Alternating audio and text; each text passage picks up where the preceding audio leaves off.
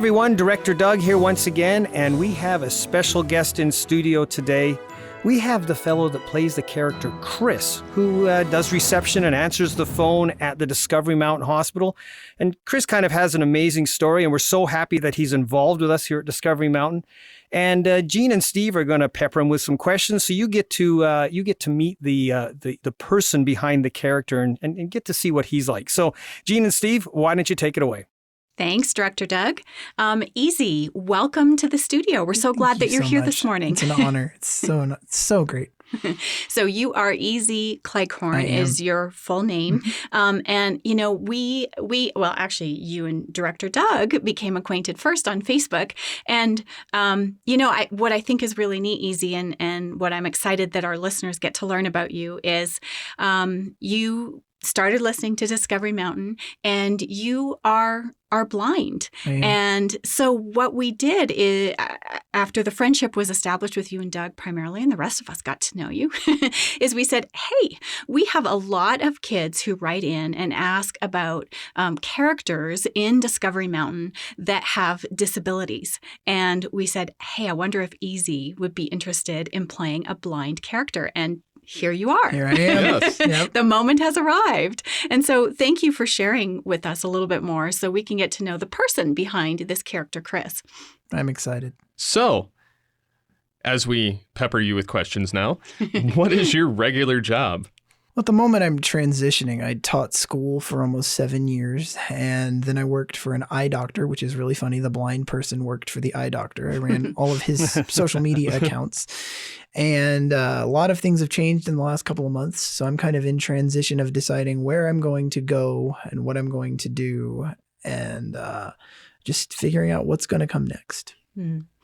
Well, and your visit to Colorado from Georgia, which is where you were born and raised, we hope that maybe that plays a part in your transition in the future. That would be cool. I'm definitely thinking so much of the stuff that's happened in the last couple of months, in the last year regarding the show, regarding my friendship with Doug, it's too great to be anything other than a God thing. It can't be coincidental. It just can't. Yeah. Well, it would certainly be nice to have you closer at hand to do some more recordings with I you. would love it. For sure. Love it. For sure.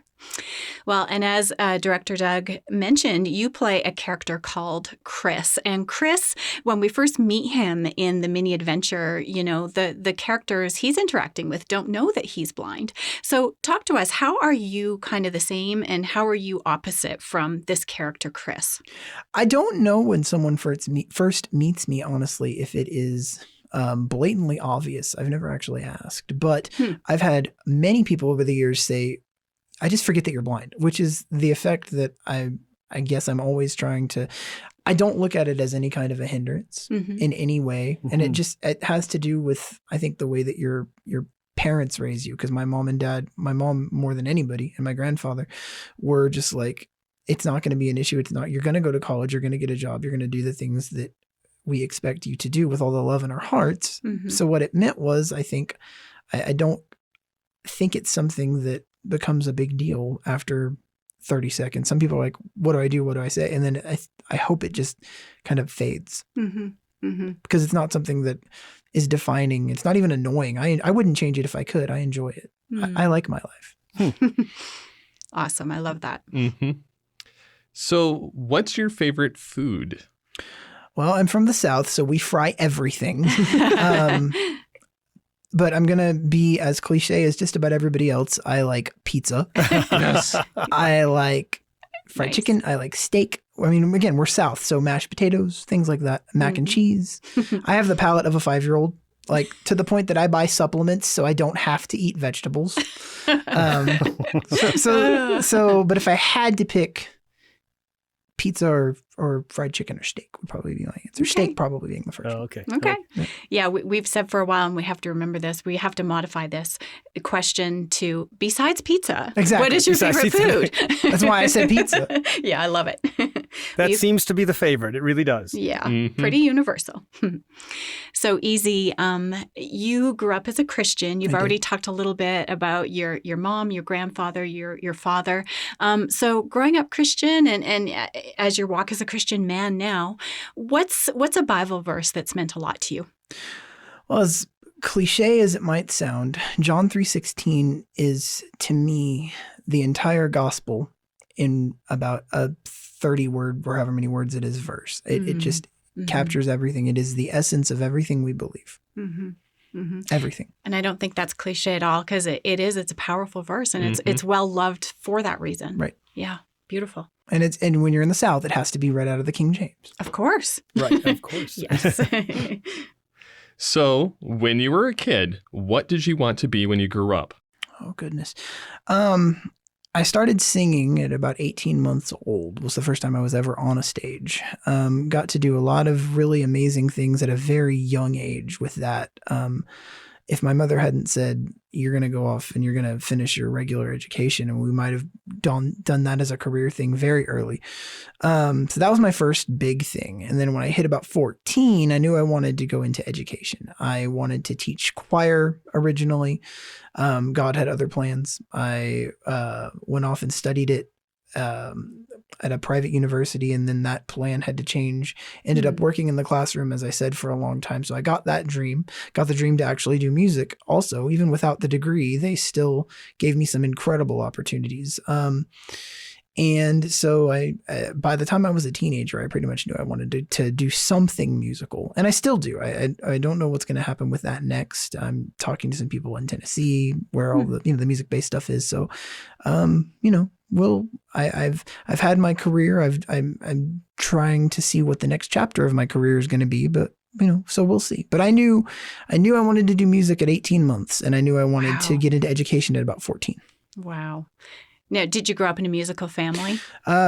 Cousins had a Christian group growing up, but I don't really think it was so much that as it was I heard the sound of applause very early, and it was very addictive to me. And I said, whatever I can do to get people to clap for me. And then I discovered singers that influenced me and that made a big difference in my life, and wanted to emulate and learn. And then I actually studied it classically, just to learn how to do what I wanted to do safely. Because it's like anything else, kids, you got to learn how to do it the right way, or you're going to it's like weightlifting. You got to learn how to do it and not pull muscles and whatever.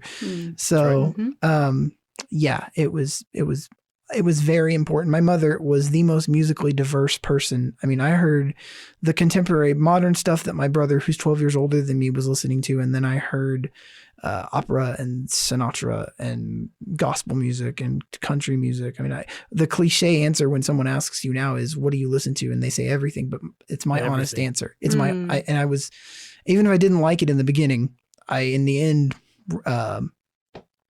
I developed an appreciation.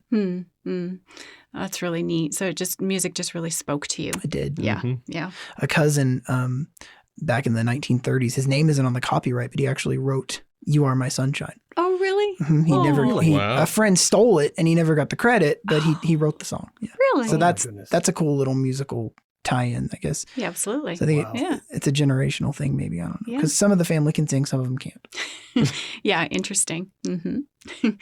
Well, and I know the answer to this next question, because your friend Liz, who brought you to the studio today, she and I were chatting while you were recording your lines earlier. Boy. But anyway, I want to ask for our listeners: do you have any pets? I do. I have a border collie named Mercy. Oh, yeah. I love her. Border collies are so smart, and she's very independent, but she's brilliant. And she's very cute. She is not subservient to me. No. No. Tells you what to do, does she? Pretty much. Yeah. It sounds like our cat, Doug. Yeah, right. Your cat, mine, and Yeah, my cat directs me all day long. Just like, do this, put me here, hold me on your lap, hold me on. Exactly. You may pet me if I allow you. You may pet, yes, right. And when I meow really loudly, you may stop. So, what do you like to do when you have free time? I like to read a lot. I am pretty much always on my phone or my computer because, text messages are an easier, faster way, in my opinion, to communicate with people than actually sitting on the phone. So lots of books, lots of music. I hopefully in the next little while, we traveled a lot when I was a child, but haven't really gotten to do much of that in the last couple of years because I've been dealing with some family health problems. But now that those are kind of in a place where they can be managed, I'm hoping to travel a lot more and see places I haven't seen. So. Yeah, very nice. Very nice. Okay, and this is a favorite we like to ask everybody, and I love the answers to this one. If Discovery Mountain were a real place and you could visit, Easy, what do you think you would like to do most? I would love to go to Trekkers, and I would love to just spend the day listening to Mr. Simon's wisdom. Because, I mean, he's like, all great characters who have that teacher mold in them. You just want to sit and you just want to learn and you just want to just say, tell me the answers to everything, Mr. Simon. I don't know that I would be so much into the hiking thing because, well, in the South, we don't know what exercise is. But yeah, definitely spending time at Trekkers. I would love, honestly, I would love to work if I could at Discovery Mountain Academy. I think that would be an amazing place. And I'd love to be a guest on Jake's podcast. Oh, wow. That might just have to happen. Think about that. Yeah. Yes. Oh, well, Easy, it's been really great having you here and getting to know you. It's my pleasure. Super excited that the listeners are going to get to know you too. So this was your first experience voicing for us in the studio. Do you think you'd be up for doing more Chris lines in the future? If you will have me, I will be here anytime, anywhere, any place. It was awesome. One of the most fun things I've ever done in my life. Okay, well, that sounds like a commitment, and we have it on the record. So we're going to take you up on that. Yep. All right. Well, thanks, Easy. Thank you so much. Well, for you listening, I hope that if you have not listened to the mini adventure yet with Chris in the hospital, I hope that you will now go back and take a listen to that. It's a really good one. And I want to leave you with Easy's favorite Bible verse because it's a beautiful, powerful verse. And here it is. It's John 3:16. For God so loved the world that he gave his only begotten Son, that whosoever believeth in him should not perish, but have everlasting life. And if you have never taken up the challenge to memorize scripture, this is a wonderful verse to start with. That way it's always in mind when you need it. Well, thanks for listening. This has been another mini adventure in Discovery Mountain. We'll see you next time.